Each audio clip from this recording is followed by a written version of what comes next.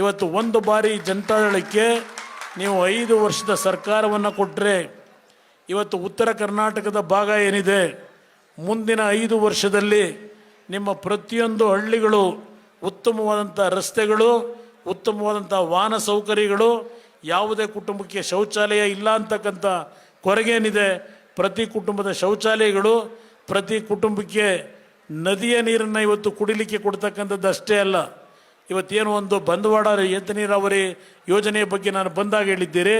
ಆ ಏತ ನೀರಾವರಿ ಯೋಜನೆಗೆ ಮುಂದಿನ 2-3 ತಿಂಗಳಲ್ಲಿ ನಾನೇ ಬಂದು ಗುದ್ದಲಿ ಪೂಜೆ ಕಾರ್ಯಕ್ರಮವನ್ನು ಮಾಡಿ ಆ ಒಂದು ಜೀವ ಕೊಡ್ತಕ್ಕಂಥ ಕೆಲಸವನ್ನು ಮಾಡೋದಷ್ಟೇ ಅಲ್ಲ, ಇವತ್ತು ಕಲಬುರಗಿ ಜಿಲ್ಲೆಯಲ್ಲಿ ಹಲವಾರು ಭಾಗದಲ್ಲಿ ನೀರಿನ ಒಂದು ಅನುಕೂಲಗಳಿದ್ದರು, ಆ ನೀರನ್ನು ಉಪಯೋಗ ಮಾಡ್ಕೊಳ್ಳಿಲ್ಲ ಈ ಸರ್ಕಾರಗಳು.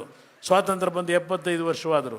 ಅದೆಲ್ಲವನ್ನು ಇವತ್ತು ಕಾರ್ಯರೂಪಕ್ಕೆ ತರೋದಷ್ಟೇ ಅಲ್ಲ, ದಕ್ಷಿಣ ಕರ್ನಾಟಕ ಯಾವ ರೀತಿಯಲ್ಲಿ ಅಭಿವೃದ್ಧಿಯನ್ನು ಕಾಣ್ತಾ ಇದ್ದೇವೆ ಅದೇ ರೀತಿಯ ಅಭಿವೃದ್ಧಿಯನ್ನು ಈ ಕಲ್ಯಾಣ ಕರ್ನಾಟಕದಲ್ಲಿ ಮುಂದಿನ 5 ವರ್ಷದಲ್ಲಿ ನಿಮ್ಮ ಪಾಲಿಗೆ ನಾನು ತಂದುಕೊಡದೇ ಇದ್ದರೆ ಮುಂದಿನ 5 ವರ್ಷದಲ್ಲಿ ನಾನು ಮತ್ತೆಂದೂ ಓಟ್ ಕೇಳಲಿಕ್ಕೆ ಬರೋದಿಲ್ಲ ನಿಮ್ಮ ಮುಂದೆ.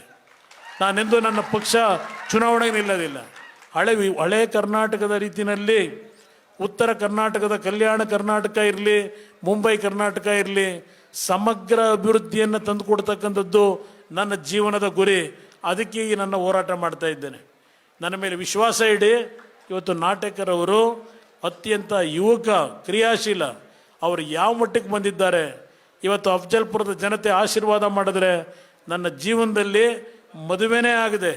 ಇವತ್ತು ಸಂಪೂರ್ಣ ನನ್ನ ಜೀವನವನ್ನು ಅಫ್ಜಲ್ಪುರ ತಾಲೂಕಿನ ನನ್ನ ಪ್ರತಿ ಕುಟುಂಬಗಳು, ಯಾವುದೇ ಜಾತಿ ಇರಲಿ, ಪ್ರತಿ ಕುಟುಂಬಗಳ ಬದುಕಿಗೆ ನನ್ನ ಜೀವನವನ್ನು ಮುಡುಪಿಡ್ತೇನೆ ಅಂತಕ್ಕಂಥ ಮಾತನ್ನು 100 ಬಾರಿ ಇವತ್ತು ವೇದಿಕೆ ಮೇಲೆ ಹೇಳ್ತಾ ಇದ್ದಾರೆ. ಆ ರೀತಿಯ ಒಬ್ಬ ಜನಸೇವಕ ಇವತ್ತು ಅಫ್ಜಲ್ಪುರಕ್ಕೆ ಅವಶ್ಯಕತೆ ಇದೆ. ಹೊಟ್ಟೆ ತುಂಬಿದವರಲ್ಲ, ಶ್ರೀಮಂತರಲ್ಲ ನಿಮಗೆ ಬೇಕಾಗಿರೋದು. ಹೇಳಿದ್ರು ಒಬ್ಬರಿಗೆ 6 ಬಾರಿ, ಒಬ್ಬರಿಗೆ 3 ಬಾರಿ ಆಯ್ಕೆ ಮಾಡಿದ್ದೀರಿ ಅಂತ ಹೇಳಿ ಅವ್ರನ್ನ ನೋಡಾಗಿದೆ. ದಯವಿಟ್ಟು ಒಂದು ಅವಕಾಶ, ಒಬ್ಬ ಯುವಕ ಕ್ರಿಯಾಶೀಲ ಏನಿದ್ದಾನೆ, ಒಂದು ಸಾರ್ವಜನಿಕವಾಗಿ ಪ್ರತಿ ಕುಟುಂಬಗಳ ಬದುಕನ್ನು ಸರಿಪಡಿಸಬೇಕು ಅಂತಕ್ಕಂಥ ಒಂದು ಗುರಿ ಇಟ್ಟೇನು ಹೊರಟಿದ್ದಾನೆ. ನನ್ನ ಜೊತೆಯಲ್ಲಿ ವಿಧಾನಸಭೆಗೆ ಈ ಬಾರಿ ತಾವು ಕಳಿಸ್ಕೊಡಿ. ಕಲಬುರಗಿ ಜಿಲ್ಲೆ ಅಷ್ಟೇ ಅಲ್ಲ, ಉತ್ತರ ಕರ್ನಾಟಕವನ್ನು ದತ್ತು ತೆಗೆದುಕೊಳ್ತಕ್ಕಂಥ ಕಾರ್ಯ ಜನತಾದಳದಿಂದ ಪ್ರಾರಂಭ ಆಗುತ್ತೆ. ನಿಮ್ಮ ಬದುಕು ಶಾಶ್ವತವಾಗಿ, ನಮ್ಮ ಯುವಕರ ಉದ್ಯೋಗ, ನನ್ನ ರೈತರ ಬದುಕು, ಇವತ್ತು ನನ್ನ ಮಹಿಳೆಯರು, ಬಡವರು ಇಲ್ಲಿ ಕೂತಿದ್ದೇವೆ.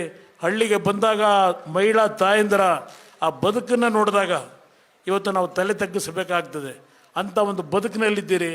ಇದನ್ನು ಹೊಸ ಮಾರ್ಪಾಟು ತಂದು ನಿಮ್ಮ ಬದುಕಿಗೆ, ನಿಮ್ಮ ಭವಿಷ್ಯಕ್ಕೆ ಒಂದು ಒಳ್ಳೆಯ ಸರ್ಕಾರವನ್ನು ಈ ರಾಜ್ಯದಲ್ಲಿ ತರಬೇಕು ಅಂತ ನಮ್ಮ ಹೋರಾಟ ಏನಿದೆ, ಆ ಹೋರಾಟಕ್ಕೆ ಅಫ್ಜಲ್ಪುರದಲ್ಲಿ ಈ ಬಾರಿ ಭತ್ತದ ಹೊರೆ ಹೊತ್ತಿರ್ತಕ್ಕಂಥ ಮಹಿಳೆ ಗುರುತಿನ ಗುರುತು ನಮ್ಮ ಶಿವಕುಮಾರ್ ಅವರ ಗುರುತು. ದಯವಿಟ್ಟು ನಿಮ್ಮ ಆಶೀರ್ವಾದವನ್ನು ಈ ಚುನಾವಣೆಯಲ್ಲಿ ನೀಡಬೇಕು. ಮತ್ತು ಯಾವುದೇ ಒಂದು ಗೊಂದಲಗಳು ಬೇಡ. ಇವತ್ತು ಶಿವಕುಮಾರ್ ಅವರಿಗೆ ನಾನು ಕಳೆದ 1 ವರ್ಷದ ಹಿಂದೆನೇ ಹೇಳಿದ್ದೆ,